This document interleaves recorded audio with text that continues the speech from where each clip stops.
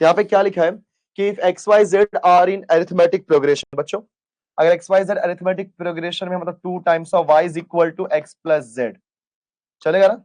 Okay, 2 times of X plus Y is sorry 2 times of y is equal to x plus z and tan inverse x, tan inverse of y and tan inverse of also in arithmetic progression. Okay बच्चों, तो अगर tan inverse of x plus tan inverse of y plus tan inverse of z also are in arithmetic progression, तो ये हो जाएगा 2 times of tan inverse of y is equal to tan inverse of x plus tan inverse of z.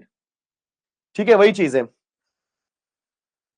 देखो, सो x Y Z आपका arithmetic progression में था, सो 2 times of y is equal to x plus z and tan inverse of x plus tan inverse of y plus tan inverse of z भी आपका arithmetic progression में है, तो 2 times of tan inverse of y is equal to tan inverse of x plus tan inverse of z।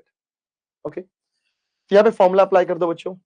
देखो दोनों जगह formula apply करूंगा because मुझे दोनों जगह tan चाहिए, क्योंकि यहाँ पे फॉर्मूला हो जाएगा tan inverse of x plus z divide by 1 minus x Z, है कि नहीं बच्चों? बराबर ना, ऐसे होता है ना? हाँ। अब बताओ tan इनवर्स का फॉर्मूला tan इनवर्स के रूप में याद है? बचपन में भूल तो नहीं गए? 2y divide by 1 minus Y square, correct है? हमने 2 टाइम्स ऑफ tan इनवर्स का formula 3 sin inverse, cos inverse और tan इनवर्स तीनों के रूप में दिया था।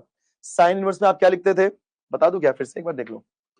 2 times of tan inverse x का फॉर्मूला क्या था sin इनवर्स के रूप में?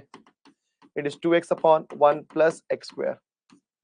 cos इनवर्स के रूप में 1 minus x square divide by 1 plus x square लिखा है सब मैंने।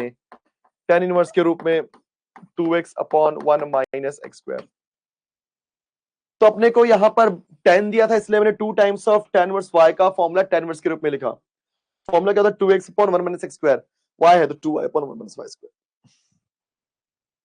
tan इनवर्स और tan गया, 2y divide by 1 minus Y square is equal to, बच्चों what is x plus z की वैल्यू? 2y। देखो ना, x plus z 2y, 2y divide by 1 minus x z. 2y cancel, तो क्या हो जाएगा?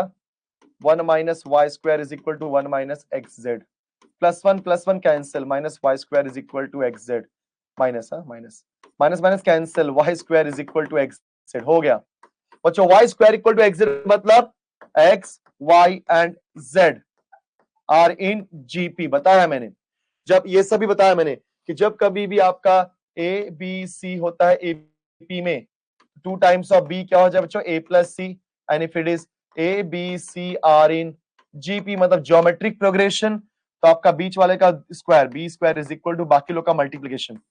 ये रूल होता है, करेक्ट? ये रूल है बच्चों। सो अगर Y square equal to x Z है मतलब x Y Z are in GP. याद रखना, अगर कोई भी सीक्वेंस, ध्यान से समझिए सब लोग, अगर कोई भी सीक्वेंस एपी में भी है मतलब एक्स वाई जेड आपका एपी में भी है और एक्स वाई जेड आपका जीपी में भी है, ये तभी होता है when X Y Z is also equal.